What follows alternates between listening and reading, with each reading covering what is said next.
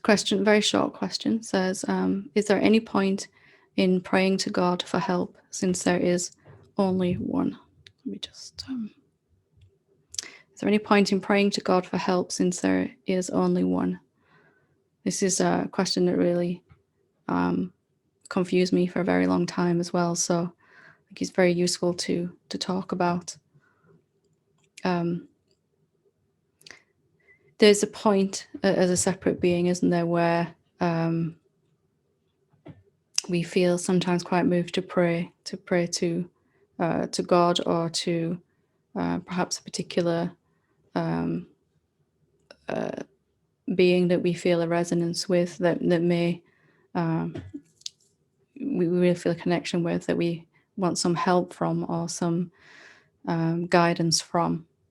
And like most of us, I went through, well, I should imagine most of us, I went through this stage of, okay, well, there isn't really anyone outside of me separate to me, so is there any point in praying? Who am I praying to then anyway? If everything is me, what's the point in praying? Is there any reason for it? Isn't it inherently in separation? It's a question that gets asked very often, actually. It's comes up regular. And prayer really, for me, started off as a separate thing. You know, I was praying to something else or someone else. I was praying to the self, to Christ, to anyone who would listen. In the end, I was that desperate for help. And then I stopped for a very long time. But then as the seeing that I was everywhere all the time deepened, there was this reconnection, this urge to reconnect to prayer, and a real kind of seeing that it is not necessarily any different than meditation. If prayer, or if meditation is just paying attention to what is real, communing with what is infinite about us, then prayer could also be that too. It's kind of an open asking, communing with that which is infinite, which connects all things, what we really, really are. So prayer in terms of me praying to someone or something else perhaps will fall away. But what we mean by prayer, it can develop into something much, much deeper, much richer. And when we can see that, even when I'm talking to, let's say I go to the supermarket and talk to some person in the supermarket, that really is a form of prayer, isn't it? Because in the end, everything becomes a prayer. That the very next being I encounter is myself. The self is the supreme being, the one.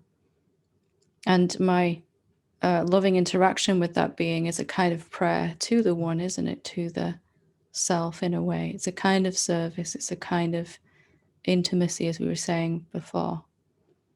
So prayer evolved for me, and I think you might find this is what's trying to happen for you. It became less and less of a begging and beseeching, get me out of this horrible place I'm in, and I'll promise I'll do more meditation, to kind of an openness, a willingness to be with that infinite self that I really am, the communion, a deep sense of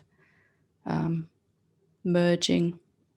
When the prayers I used to say was to take everything about me that is separate and leave only the one being.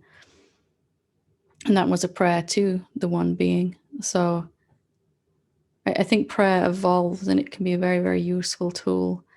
It's not really any different than meditation or self-inquiry in the deepest way that we can be with prayer.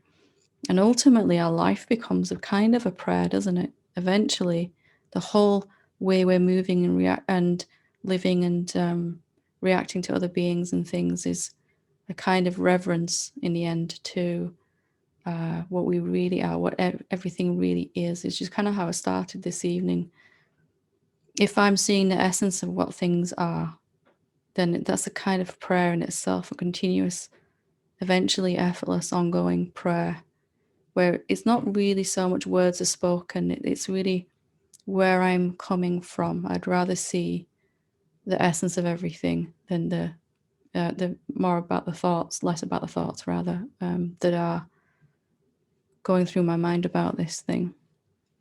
So I'd say there's very much, in fact, there was even more urge to pray after seeing, and really that seeing deepening, as we were speaking about before, there's an amazing sense of gratitude and wonder and awe at the gift we've been given as human beings to be able to consciously recognize what we are.